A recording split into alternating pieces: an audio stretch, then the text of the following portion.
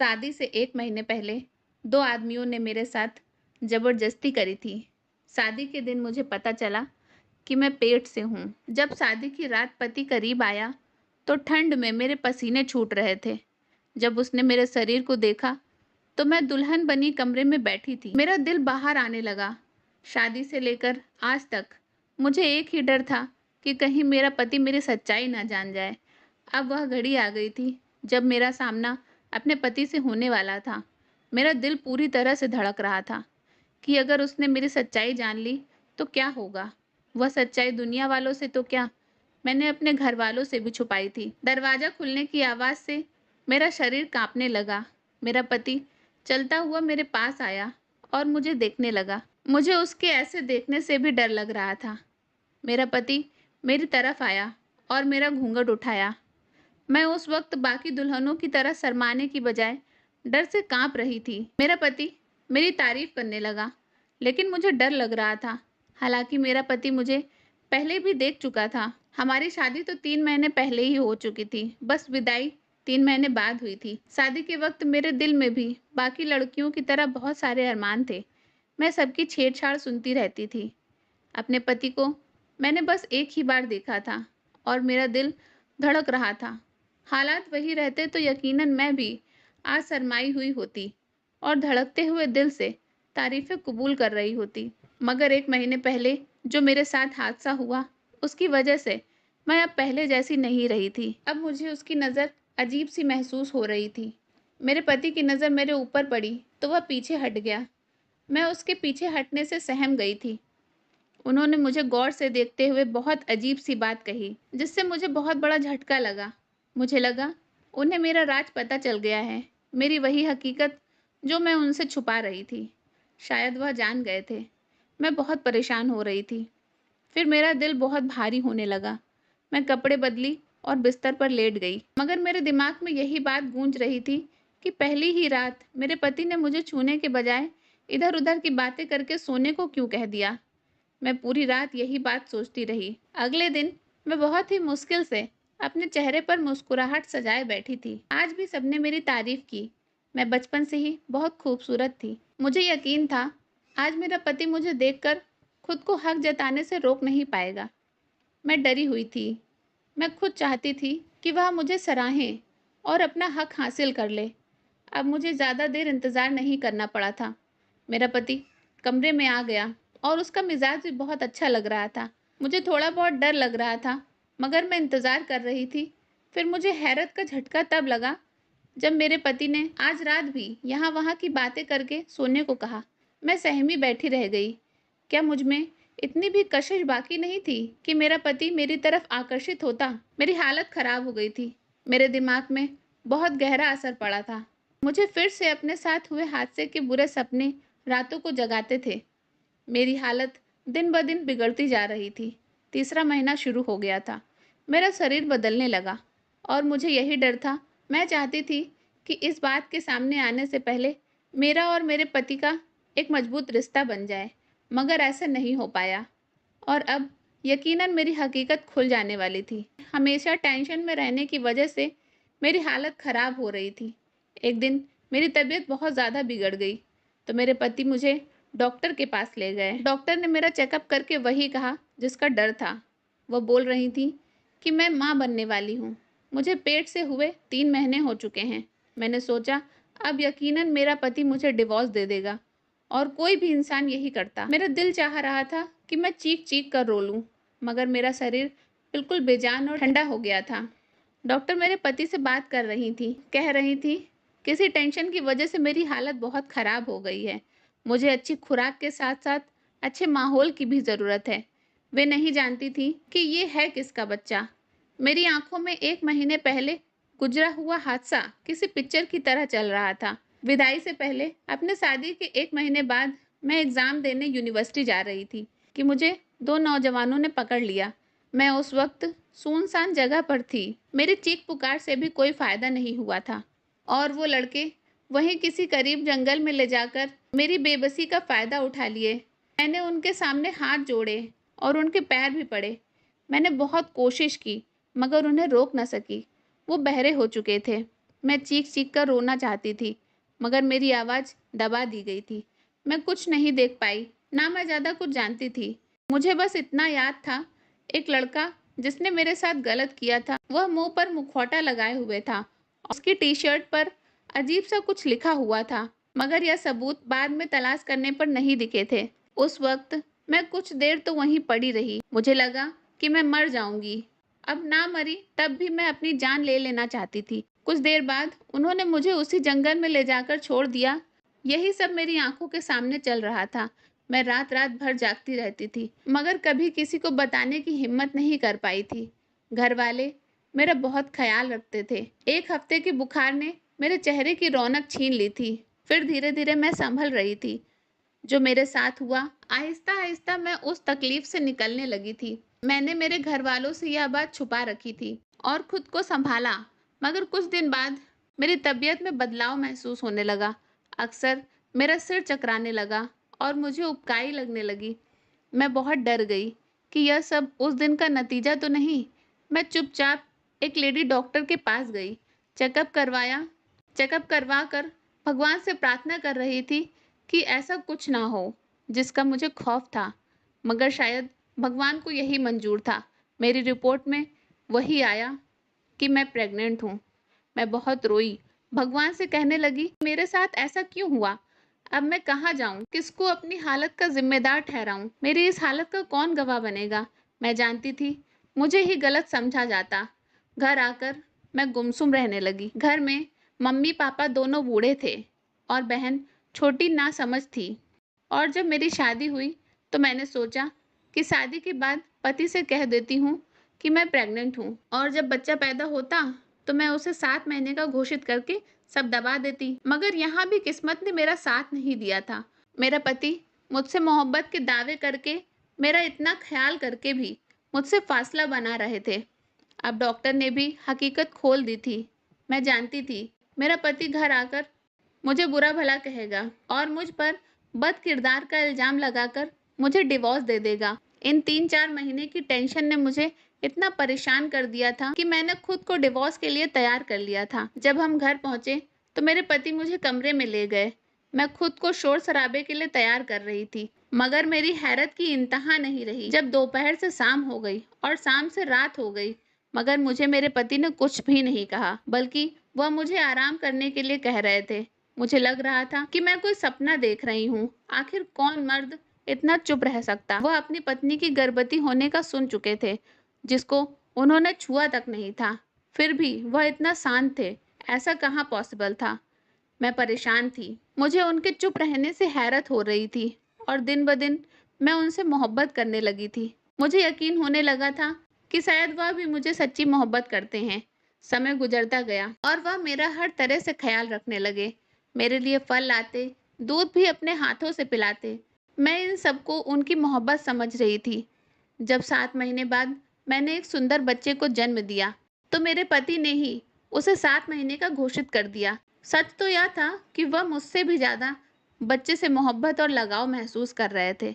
मगर मेरे पति ने मुझे यहाँ भी गलत साबित कर दिया और इस बच्चे को, जिसके बाप का कुछ पता तक नहीं था, उसे इतना प्यार और मोहब्बत दी कि मैं हैरान रह गई। बच्चे की ज़रूरत का हर सामान घर में पहले से ही भर दिया। मैं माँ होकर अक्सर लापरवाही कर जाती, मगर वह बच्चे का हर हाल में ख्याल रखते थे और प्यार देते। ज़रा सा भी रोता तो तड़प जाते। मैं उनकी मोहब्बत को हैरत से देखे जा रही थी। खुशी की बजाय मैं अजीब सी उलझन महसूस कर रही थी कि आखिर कोई इतना अच्छा कैसे हो सकता है। मुझे लगा इनमें इंसानियत बहुत ज़्यादा है और शायद वह सारी मोहब्बत जो मुझे दी गई थी, वो भी इंसानियत के नाते ही मुझे मिली थी। मैं उनकी मोहब्बत उस बच्चे के साथ देख-देख कर पागल होने लगी। वह बच्चा कभी दूध देर से मिलने पर रो देता, तो वह मुझ पे नाराज़ हो जाते और उसे उठाकर प्यार करते, बहलाते, चुप करवाते थे। यही सिलसिला कुछ दिनों तक चलता रहा और मेरी बर्दाश्त खत्म हो गई थी।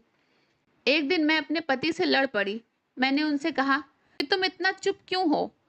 मुझसे कोई सवाल क्यों नहीं किया? पहले मुझे और फिर मेरे बच्चे को इतना प्यार कैसे दे दिया? मैं चीख पड़ी। मुझे उनका ख्याल रखना और हमें प्यार देना उलझा रहा था। मेरे लड़ने पर वो खामोश नज़र से मुझे देखने लगे, मगर मुझे जवाब नहीं दिया। पहले दिन उन्होंने मेरे भरे-भरे शरीर को देखकर हैरत का इज़हार किया था।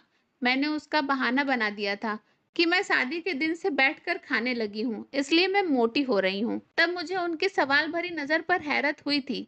अभी मेरे बस 2 ही महीने हुए थे और मुझ में इतना बदलाव नहीं आया था कि कोई पहचान सकता। मैं रो रही थी। मैंने उनसे पूछा, क्यों उन्होंने पहले दिन ही मुझ पर शक नहीं किया? जब उन्होंने मेरे शरीर में बदलाव महसूस किया, वह बोले कि हाँ, मुझे शक हुआ था, मगर तुमने कुछ नहीं बताया। मुझे उनके जवाब पर झटका लगा। मेरा सर अब चकराने लगा था।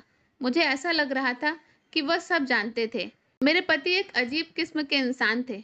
वह जानते थे और उन्होंने पूछा नहीं कि ऐसा क्यों और कब हुआ। जानने की कोशिश तक नहीं की कि मेरे साथ ऐसा क्यों हुआ और कब हुआ, या फिर मैंने उनके साथ बेवफाई की है। मेरे झगड़ने पर वह बोले कि मैं आज तुम्हें एक हकीकत बताना चाहता हूँ। वो शांत थे। अब मुझे भी उनके इस व्यवहार की वजह जाननी थी और मैं इतना तो समझ गई थी कि ऐसी कोई तो बात है जिसकी वजह से वह ऐसे हैं। कुछ ऐसा था जिसने उन्हें इतना अजीब बना दिया था। उस दिन उन्होंने जो सच्चाई बताई वो मुझे अंदर तक हिला कर रख दी थी। उन्होंने बताया कि उनकी माँ के साथ इसी तरह गलत हुआ था और जब उनकी शादी हुई तो वो माँ बनने वाली थी। उन्होंने मेरे बाप को नहीं बताया, बल्कि अपने अंदर दबा कर रखा। उन्होंने बहुत हंगामा किया। उन्होंने मेरी माँ को बद किरदार के ताने दिए और बहुत ज़्यादा जुल्म किया, मगर वह अपनी पत्नी को छोड़ने को तैयार नहीं थे। अपनी पत्नी को अपनाए रखा, रिश्ते को कायम किया, मगर बस इतना ही रहम कर पाए। फिर भी मेरे बाप ने मुझे बड़ा किया, मुझे पढ़ाया, मुझे अपना नाम दिया, मुझे अपने घर में पढ़ाया लिखाया। मगर एक फ़र्क रह गया, क्योंकि मैं बिन बाप का बच्चा था, कि मुझे अपनी माँ के पति से सगे बाप की मोहब्बत नहीं मिली थी। मेरे पास दुनिया की हर चीज़ थी, मगर माँ बाप का पूरा प्यार कभी नहीं मिला। फिर मेरे भाई बहन भी पैदा हुए। वह मेरी माँ के अपने बच्चे थे, मेरे बाप की सगी औलाद थे, इसलिए उनकी परवरिश अलग थी। उन्हें बहुत मोहब्बत दिया जाता था। मैं यह फ़र्क देखकर बड़ा हो रहा था और मेरे साथ जुल्म किया जा रहा था। मेरे अंदर बुराई फैलने लगी और मम्मी पापा के खिलाफ जहर भर गया था। बस अपनी माँ से एक ही गिला था कि जब शादी से पहले उनके साथ जो हुआ, उन्होंने मेरे बाप को क्यों नहीं बताया।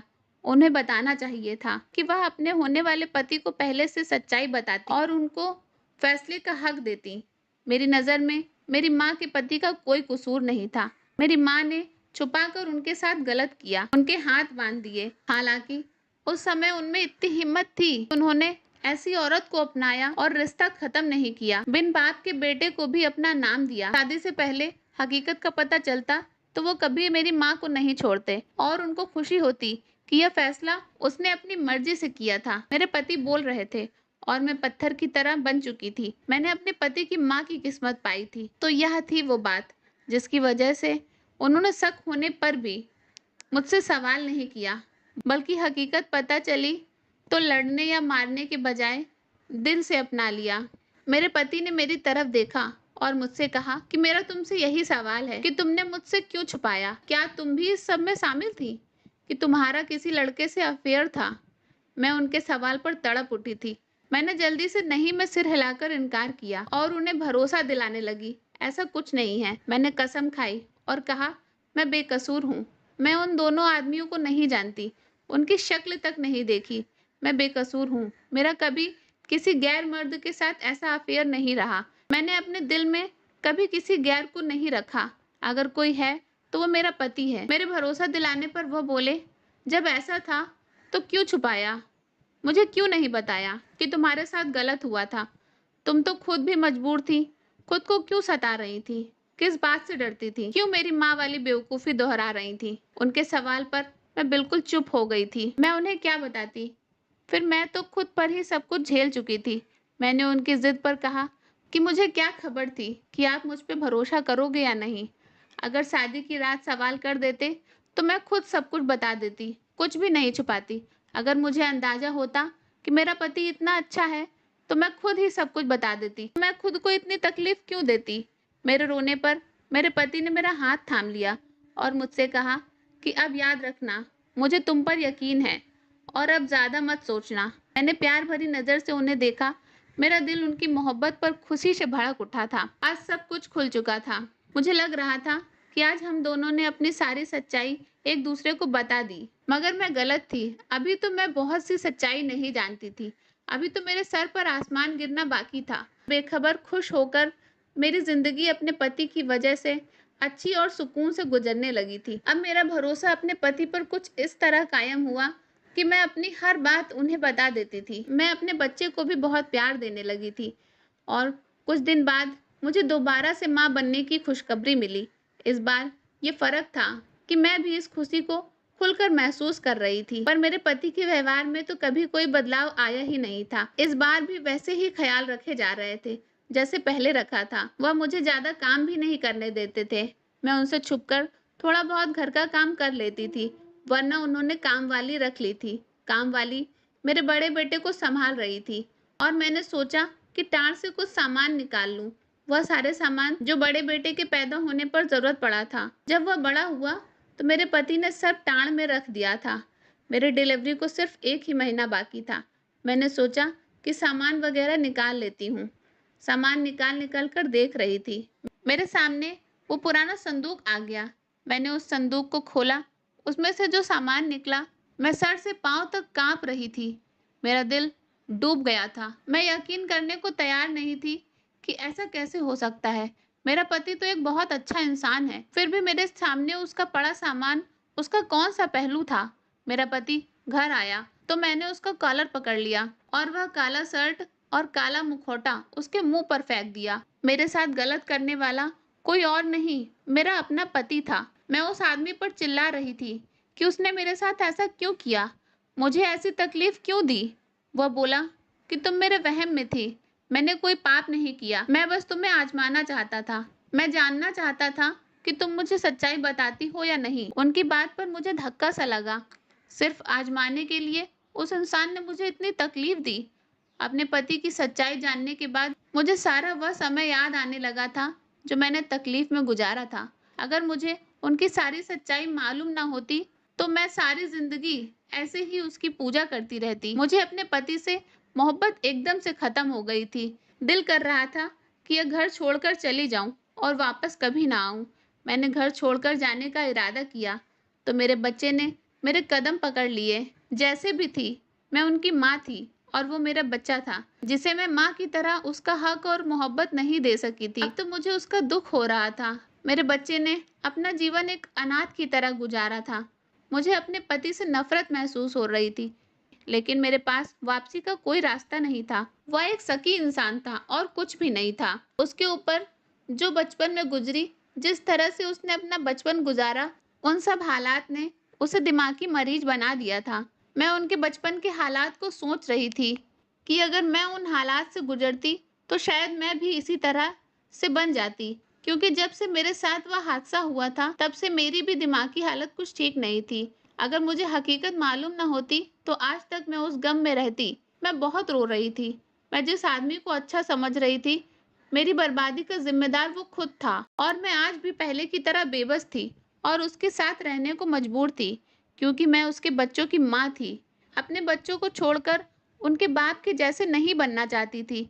दोस्तों, आप लोगों ने मेरी कहानी सुनी। मैं आप लोगों से पूछना चाहती हूँ कि क्या मेरे पति ने मेरे साथ गलत नहीं किया? मेरा क्या कसूर था?